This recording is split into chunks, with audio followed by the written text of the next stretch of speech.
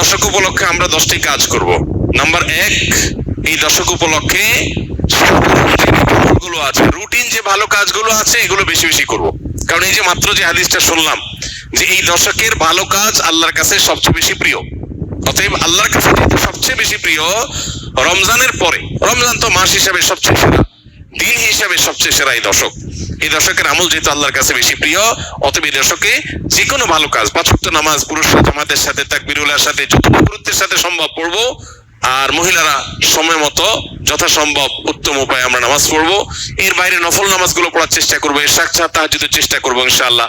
যত নফল আমল করা যায়, ফরজগুলোর ইহতিমাম বা গুরুত্ব আরোপ করা যায় সেগুলো করব। 1, নেক আমল করা বেশি বেশি, কোরআন তেলাওয়াত, জিকির, আজকার সবগুলো। নাম্বার 2, যত রকম গুনাহ এবং পাপের কাজ আছে এগুলো সারা বছর নিষিদ্ধ, হারাম।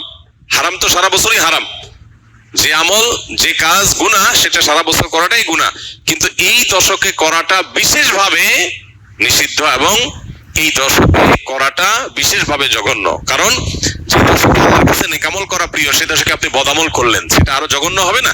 এই জন্য এমনিতেই সম্মানিত 4 মাস সম্পর্কে আল্লাহ রাব্বুল আলামিন বলেছেন, ফালা তাজলিমু ফিহিন্না আনফুসাকুম, এই দশক এই মাসগুলোতে তোমরা নিজেদের প্রতি অবিচার করো না। এই জন্য জিলহজের প্রথম দশক সম্মানিত 10 মাস, 4 মাসের অংশ, আবার মর্যাদাপূর্ণ দশক, আল্লাহর কাছে সবচেয়ে প্রিয় নেক আমলের জন্য। অতএব সেই দশকে আমরা গুনাহ থেকে, পাপের কাজ থেকে বেঁচে থাকার ব্যাপারে বিশেষভাবে যত্নশীল থাকবো ইনশাআল্লাহ।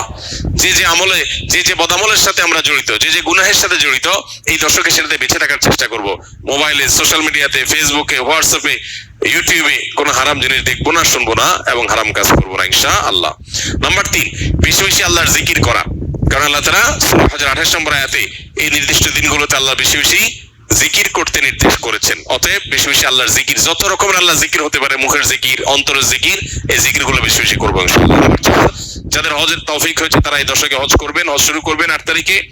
আর নাম্বার 5, যাদের কোরবানির তৌফিক আছে তারাও কোরবানি করবেন, কারণ মান ওয়াজাদা ফাতান লিআন ইউযাহি ওয়া লাম ইউযাহি ফালা ইয়াকরাবান্না মুসাল্লানা, যার কোরবানি করার সামর্থ্য আছে অথচ কোরবানি করলো না, নবী সাল্লাল্লাহু আলাইহি ওয়াসাল্লাম সতর্ক করেছেন, হাদিসে সতর্ক বাণী এসেছে, সেটা মুসলমানদের ঈদগাহে না আসে। এই জন্য কোরবানি করা এটা হলো 5ম আমল এই দশকের, যাদের তৌফিক আছে। 6 নম্বর আমল হলো, যারা কোরবানি করার সিদ্ধান্ত গ্রহণ করবেন তারা জিলহজের চাঁদ ওঠার পর থেকে নিয়ে ঈদের দিন কোরবানি করা পর্যন্ত এই সময়ের মধ্যে মাথার চুল, গোঁফ, হাত পায়ের নখ এবং অবাঞ্ছিত পশম ইত্যাদি এগুলো কাটা থেকে বিরত থাকবেন এই 10 দিন।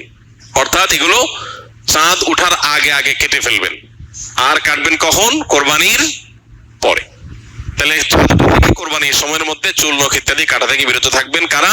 যারা কোরবানি করার নিয়ত করেছেন। এখানে কোরবানি যারা করার নিয়ত করেন নাই জন্য এই আমলের কথা অনেক উলামা ইকরাম বলেন এবং উভয়টার সপক্ষেই কম বেশি দলিল এবং যুক্তি আছে। 7 নম্বর আমল হলো বেশি বেশি তাকবীর, তাহমিদ, তাহলিল পড়া, যেটা মাত্র বললাম। উঠতে বসতে, চলতে ফিরতে, বাজারে ঘাটে, ঘর বাড়িতে, সব জায়গাতে আল্লাহু আকবার, আল্লাহু আকবার, লা ইলাহা ইল্লাল্লাহু, আল্লাহু আকবার, আল্লাহু আকবার, ওয়ালিল্লাহিল হামদ বেশি বেশি উচ্চারণ করা। আমরা মোবাইলের ওই যে ওয়েলকাম টিউন হিসাবে তাকবীর কিভাবে সেট করা যায় সেটার জন্য আমরা প্ল্যান করতে পারি, প্রোগ্রাম করতে পারি। আর কতভাবে মানুষকে স্মরণ করানো যায় হালাল উপায়ে, বৈধ উপায়ে, সেটা আমরা চেষ্টা করতে পারি। তাহলে 7 নম্বর আমল হলো বেশি বেশি তাকবীর, তাহমিদ, তাহলিল পাঠ করা। এটা এই 10 দিন ধরে রাত দিন কোনো সংখ্যা ছাড়া যার যতটুকু তৌফিক হয়। 8 নম্বর আমল হলো এই তাকবীরটাই আইয়ামে তাশরিকে, অর্থাৎ জিলহজের 9 তারিখ বাদ ফজর থেকে নিয়ে জিলহজের 13 তারিখ আসর পর্যন্ত প্রত্যেক নামাজের পরে একবার করে পাঠ করে নারী পুরুষ সবাই। এটা আবশ্যক, সবাইকে করতে হবে প্রত্যেক নামাজের পরে একবার করে। এটা হলো তাকবীরে মুকাইয়াদ বলে, নির্দিষ্ট তাকবীর এই দিনগুলোতে এই নামাজের পরে। আর প্রথমটা বললাম 7 নম্বর আমল হলো সাধারণ তাকবীর, তাকবীরে মুতলাক, অর্থাৎ এই দশক জুড়েই সবসময় তাকবীর পাঠ করা। তার 8টা আমল পেয়ে গেলাম। 9 নম্বর আমল হলো জিলহজের 9 তারিখে রোজা রাখা। যারা আরাফায় যেতে পারেন নাই, বিশ্বজুড়ে যে মুসলমানরা আছেন তারা এই দিন রোজা রাখবেন। এই দিন রোজা রাখলে কি লাভ হবে? নবী সাল্লাল্লাহু আলাইহি ওয়াসাল্লাম বলেছেন, আহতাসিবু আল্লাহ আন ইউকাফিরা সানাতাল্লাতী ক্বাবলাহু ওয়াল্লাতী বা'দাহু, অর্থাৎ জিলহজের 9 তারিখে আরাফাত দিনে রোজা রাখলে কেউ তার 1 বছর আগের আর বেঁচে থাকলে অগ্রিম 1 বছর পরের গুনাহ আল্লাহ মাফ করে দিবেন, অর্থাৎ সগীরা গুনাহগুলো আল্লাহ তাআলা মাফ করে দিবেন। এজন্য এই আমলটা করার চেষ্টা করা। শুধু জিলহজের 9 তারিখই নয়, অনেক উলামা ইকরাম জিলহজের 1 থেকে 9 পর্যন্ত এই সবগুলো দিনকে রোজা রাখাটাকে মুস্তাহাব বলেছেন। আর 10 নম্বর আমল হলো ঈদের দিনে যে সুন্নাহগুলো আছে সেগুলো পালন করা। অতএব জিলহজের এই দশককে আমল এবং ইবাদত দিয়ে সাজাবার চেষ্টা করবো তো আমরা ইনশাআল্লাহ। বেশি বেশি তাকবীর, তাহলিল, তাহমিদ নিজেরা পড়বো, অন্যদেরকে উদ্বুদ্ধ করবো। চেষ্টা করা যাবে না ইনশাআল্লাহ? আল্লাহ রাব্বুল আলামিন আপনাকে আমাকে আমাদের সবাইকে আমলের তৌফিক দান করুন।